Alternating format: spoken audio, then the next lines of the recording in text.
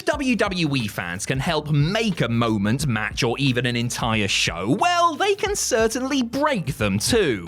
While WWE would be nothing without its fans, and I don't think anybody is in any rush to return to the Thunderdome now, are they? It is true that the so-called WWE universe, or at least certain members of it, can at times be a curse rather than a blessing. From derogatory chants to ill-advised run-ins, I'm Adam Pachisi, and these are 10 WWE moments ruined by fans.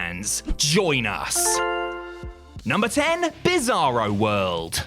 The big story coming out of SummerSlam 2004 was supposed to be Randy Orton becoming the youngest world champion in WWE history. In the end, though, the main story of the show was the reactions and actions of the Toronto crowd. Heavily booing supposed favourites, including hometown boy Edge, and wildly cheering villains like Triple H, the fans flipped the script on WWE and threw some wrestlers off their game. Special scorn was reserved for the WWE title match between JBL and The Undertaker, which was long and, shall we say, deliberately paced. The fans amused themselves through it by doing a big Mexican wave and trying out new chants like "This match sucks" and "End this match." One fan almost ruined the post-match angle when he hopped the barricade and jumped onto Bradshaw's limo, which had been gimmicked to collapse when the dead man chokeslammed him onto it. This all took place before fans hijacking shows became a lot more commonplace, and the unease was clearly communicated via the announcers, who have a direct line to management backstage, as they kept referring to Toronto as Bizarro World. Number 9, a Latino beating.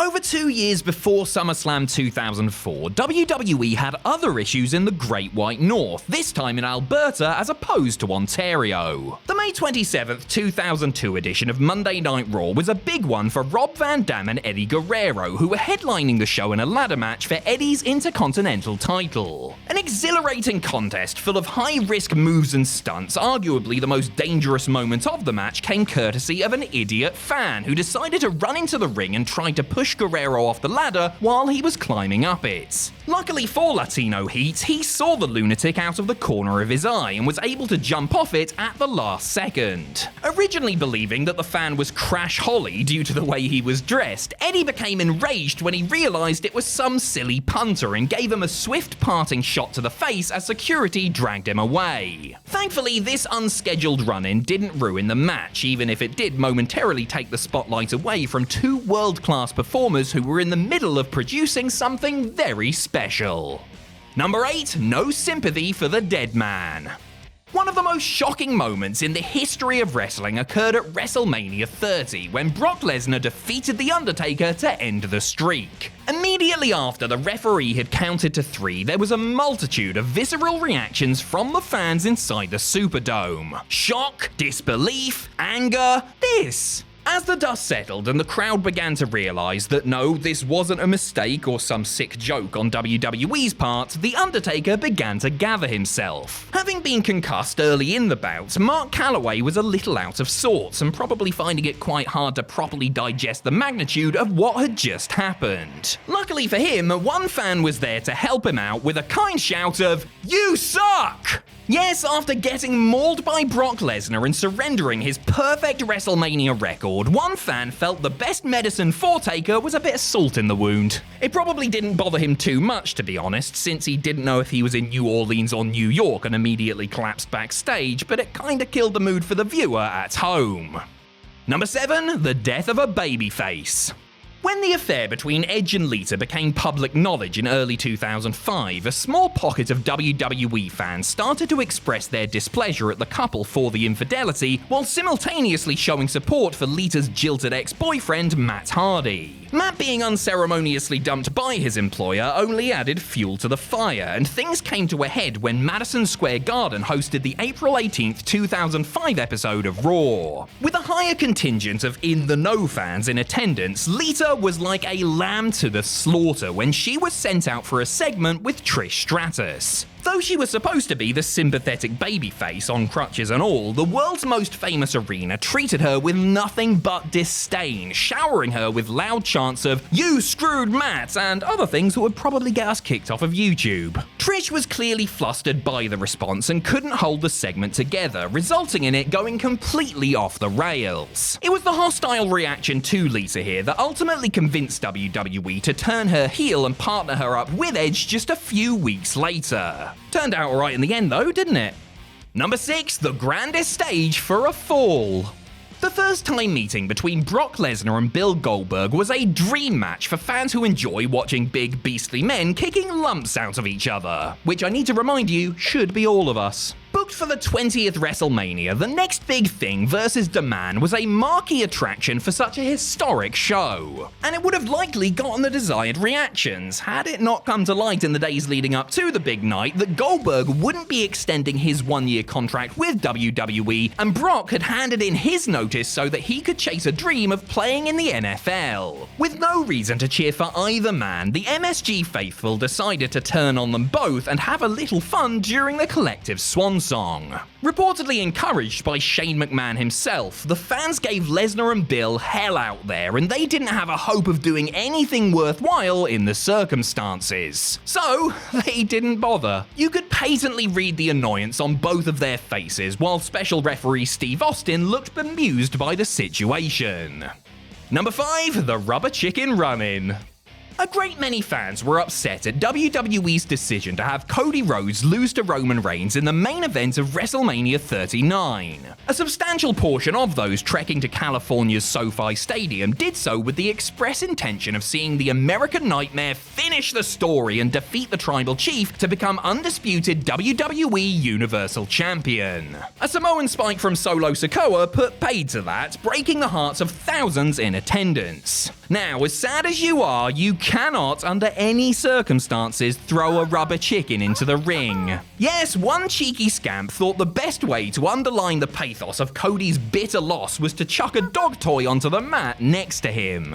Naturally, the image went viral and took some of the shine off what had been a great match and a significant moment. A couple of weeks after the fact, Rhodes mentioned the rubber chicken in a promo, essentially making it canon. Fingers crossed when Cody finally, hopefully, gets his big win over Roman at WrestleMania 40 that fans refrain from doing anything so regrettable. Bastards.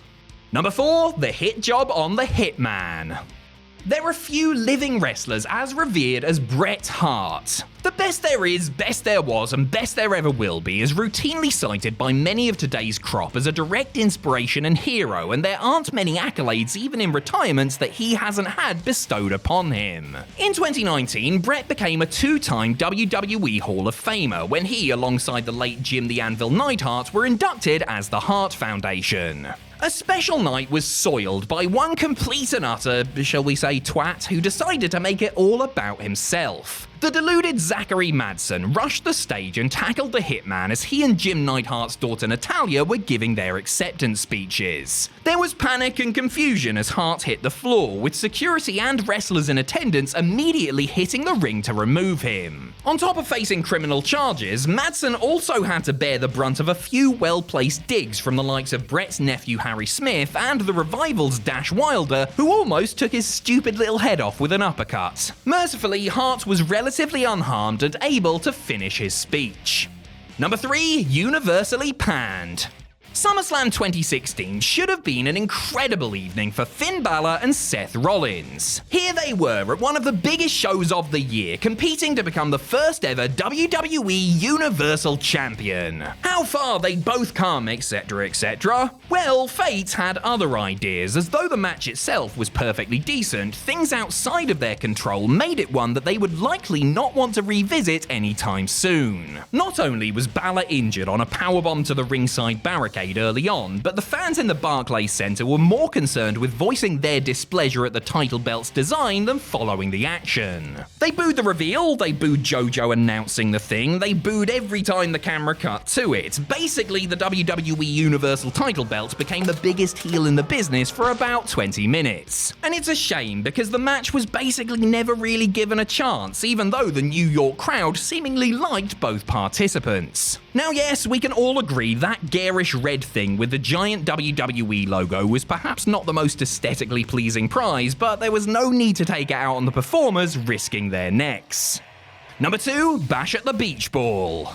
If Seth Rollins and Finn Balor thought their SummerSlam fan woes were all over, well, all they had to do was wait another year, because at the 2017 iteration of the pay-per-view, those inside the Barclays Center got up to their old tricks once again. Actually, to be fair, this was a new trick, although an irritating one for the wrestlers nonetheless. Rollins was teaming with Dean Ambrose to take on Raw Tag Team Champions Sheamus and Cesaro, aka The Bar, when a rogue beach ball became the focus of fan attention. The ball had been introduced during the previous match between Balor and Bray Wyatt. With each serve and volley, the Swiss Superman got more and more irate, to the point that he decided to take matters into his own hands by running into the crowd, grabbing the inflatable nuisance and ripping it in half. His actions drew a mixture of cheers and boos, but Cesaro likely didn't care since, he had a match to wrestle and all that. He later revealed that WWE staff thanked him for doing it when he got backstage, and the company quickly banned beach balls from live events.